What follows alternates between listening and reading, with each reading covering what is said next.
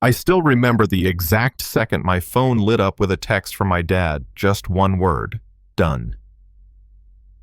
Underneath it, another message: $820 million frozen.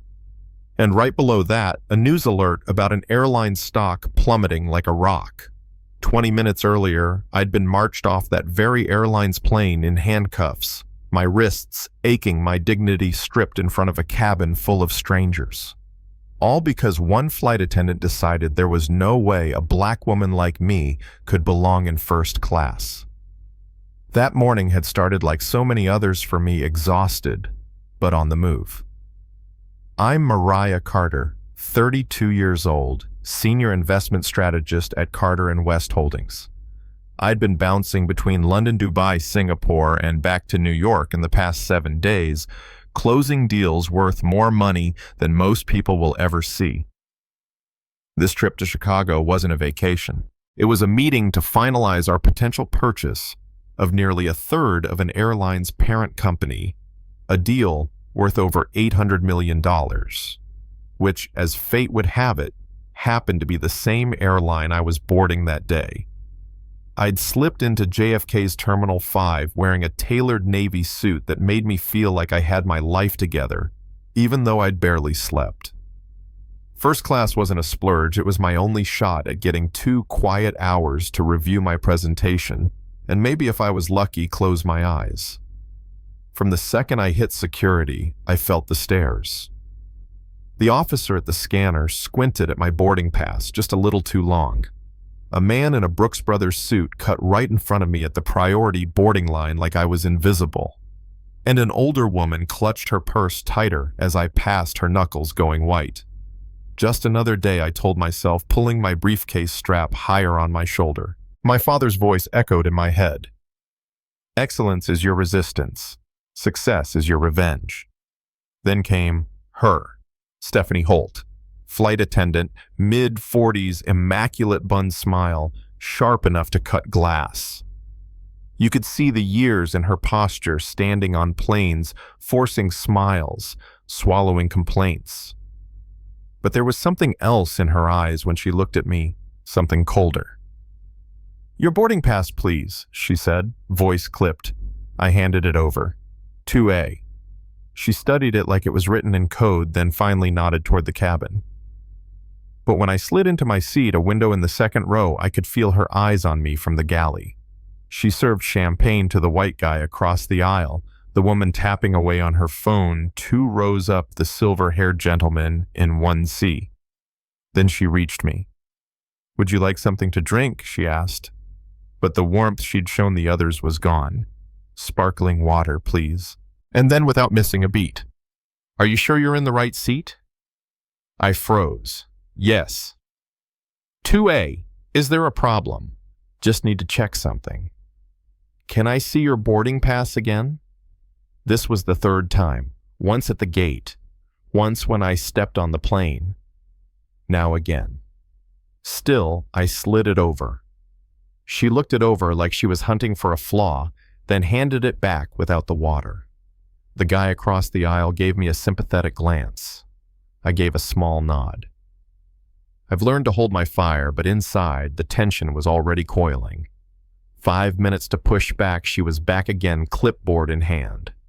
Boarding pass, please. I stared at her. This is the 4th time you've checked it. Is there a specific concern? Just doing my job. She took it, and then I'll also need to see some ID. I let out a slow breath. You didn't ask anyone else for identification. If you want to remain on this flight, ma'am, I need to verify your identity. The cabin had gone silent. People were watching. I handed over my license, keeping my expression neutral, even as the heat rose in my chest. She compared them with exaggerated scrutiny. Finally, the name matches, but I'm still not convinced this seat is correct. That's when the guy across the aisle leaned over. Excuse me, she's shown you her ticket multiple times. Is there a problem? Nothing to worry about, sir.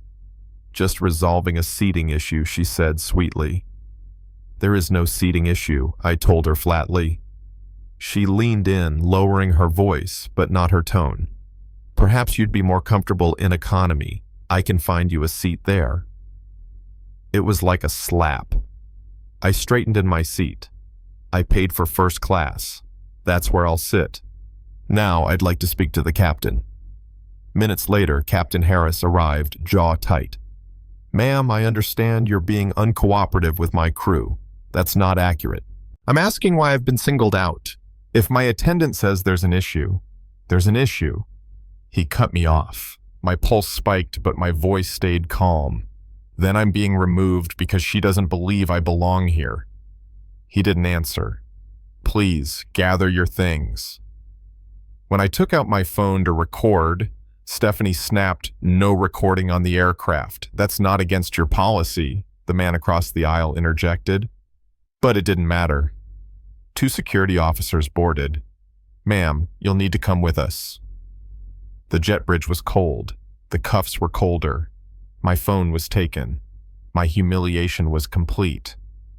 At airport security, they sat me down in a small room. I asked for one phone call. I dialed my father. "Dad, I need your help." He listened. I could hear his breathing change. "Names," he said. I gave them. "Don't sign anything. Don't admit anything. I'll have lawyers there in 30 minutes. By the time I was released without charges, surprise, surprise, the story was already leaking online. Multiple passengers had posted videos. Hashtag flying while black was trending before I even reached the curb, and my father. He was in a conference room telling his executive team to freeze every cent of that $820 million deal. "Not a penny moves until I say so," he told them. The airline stock began to nosedive. Their first statement was corporate nonsense. "We take all concerns seriously. No apology, no acknowledgement." Then they tried to spin it. Whispered to the press that I was leveraging the incident for business gain. Stephanie went on TV to claim it wasn't about race. The captain doubled down. And then the guy from across the aisle, his name's Andrew Blake, did an interview. "I saw it all," he told reporters. She was calm, professional. This was blatant discrimination. It was the first domino. More passengers came forward with similar stories. A Muslim family removed because someone felt uncomfortable. An Asian couple moved out of first class without explanation. A Latino exec asked for his boarding pass 3 times while his white colleagues walked right in. What started as my humiliation became a spotlight on their pattern. My dad wasn't just playing defense. He called in other major investors. Together, they formed a coalition representing over $40 billion in airline investments. Their message to the entire industry: no anti-bias training, no transparent complaint process, no independent oversight, no money. The pressure crushed the airline's CEO. He was out within a week. In came Vanessa Reyes, the COO, a woman of color with a reputation for cleaning up messes. She called me directly. "What happened to you was inexcusable. I want to fix it, and I want you to help me do it." Her offer: a brand new role, Chief Equity and Inclusion Officer, reporting to her and the board with full autonomy and a serious budget. I didn't say yes right away. I told her I wanted a permanent advisory council made up of real passengers who'd experienced discrimination. I wanted authority to implement, not just suggest policy changes. She agreed. 6 months later, I was standing at a podium in their headquarters presenting the first equity report in the airline's history. Discrimination complaints were down 62%. The independent oversight board we created had been adopted by 3 other carriers. Hiring and promotion of underrepresented groups had gone up across the company. It wasn't perfect. Change never is. Some people, like Stephanie, still played the victim. She even wrote a book blaming cancel culture. I ran into her at a conference once. "You got what you wanted, didn't you?" she said, bitterness dripping from every word. What I wanted, I told her, was to be treated like any other passenger. What I got was the chance to make sure this doesn't happen to the next person. Big difference. She didn't have an answer. Last week, I boarded one of our flights to London. First class. No extra ID checks. No suspicious glances. Just a polite, welcome aboard. It sounds small, but for anyone who's ever been made to feel like they don't belong, it's everything. And as the plane lifted off, I thought about that day in handcuffs. How a moment meant to break me became the reason I could help rebuild something better.